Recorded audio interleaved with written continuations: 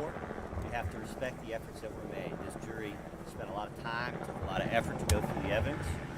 The judge invested a lot of effort trying to make sure these defendants had a fair trial. We may disagree as to whether we were successful in getting him that fair trial, but we certainly appreciate the efforts that have been made. And you've seen the efforts made in this case to try and contain the carnival-like atmosphere outside the courthouse. And that's pretty rough. You guys doing your job, and other people are doing their jobs, and you know, this is America. It ain't easy. If you want freedom, you got to work at it. And you know, I appreciate the efforts that everyone made, including the media. You know, the bottom line is Mr. Bryan, you know, is sitting in a jail cell instead of being home with his family, and I can't pretend that I'm happy about it. Do you plan on appealing? We will file a motion for new trial on behalf of Mr. Bryan next week, and we will see what happens from there. Yesterday I was asking you details about the case. You said you couldn't discuss it at the time. Well, let me ask you this.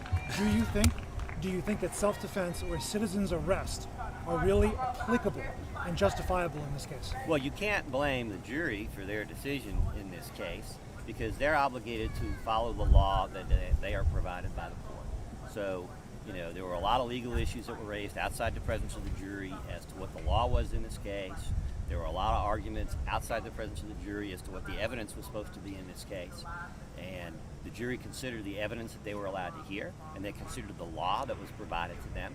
And we respect the hard work they put into this case. But do you think your client was conducting a citizen's arrest?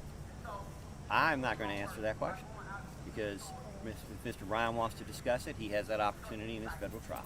Okay, last question for you. Sorry, very last question. Racial overtones. There was a lot of conversation about racist comments being made during the trial. Do you believe that to be true? I didn't hear that evidence come in during the trial. I'm referring. I don't recall that. I mean, I'm not going to comment on evidence that was excluded. I'm referring to comments about I'm referring to comments about long legs and dirty toenails, and also your comments about black pastors not being allowed in beyond this point because it could influence the jury. Well, I'm not going to comment on the arguments that other people have made. These lawyers, all the lawyers, the Cobb County lawyers, did a fantastic job representing the state of Georgia, representing the family, and they deserve a lot of credit.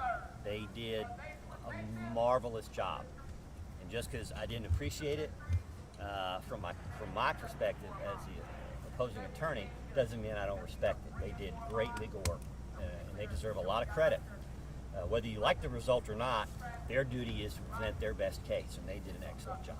Thank you for your time. Attorney Gough, you had comments the other day to the Arbery family talking about how this must have been difficult for them. Do you have a message for them now that this trial has concluded, at least now? Here's the sad thing. You know, they've been here through a month, and it's nice that we've got everybody celebrating back. But when the newsmen go home, the cameras go home, their son is still not coming home. And in the days and weeks to come, I think this is going to be even harder for them than it has been up to now. Up to now, everybody's been here to comfort them.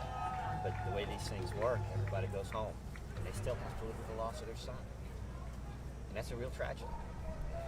You know, we can't fix that. Roddy Bryan can't fix it, nobody can. I guess that's not what I'm supposed to say, but that's the reality. Being a victim is very complicated. And, you know, it's just until you've been a victim, or until you've been close to someone who was, you just can't appreciate what they're going through. I mean, yeah, you can, you know, put sound bites together, but what they're going through is tough, and it's not going to end with this verdict. How's your client doing right now? Well, obviously I didn't have a chance to talk to him. I haven't seen him since he walked out of the courtroom. I think y'all were watching. We watched, but you were actually sitting you know, next to him. Yeah, he was shook. He was shook. And this is a guy who believes the fairy tales that we teach kids about our government growing up. And here he is. He does everything he's supposed to do. He's fully cooperated. He's done everything he can.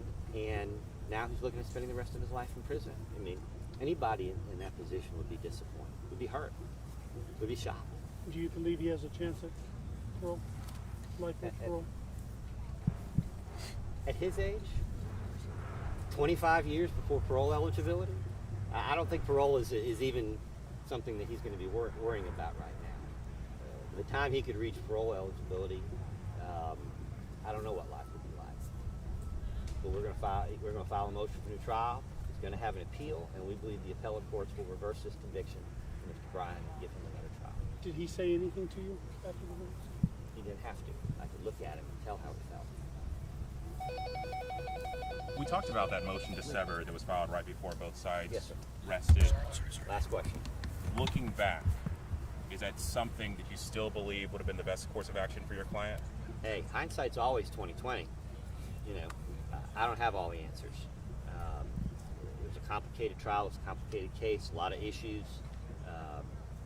But we filed the motions that we felt we needed to file, and we filed them when we felt we needed to make them. And it'll be for the appellate courts to sort out what justice looks like for Roddie Bryan. I appreciate your time. Can I have your All right, sir. first and last name, please? Kevin Gough, Gough.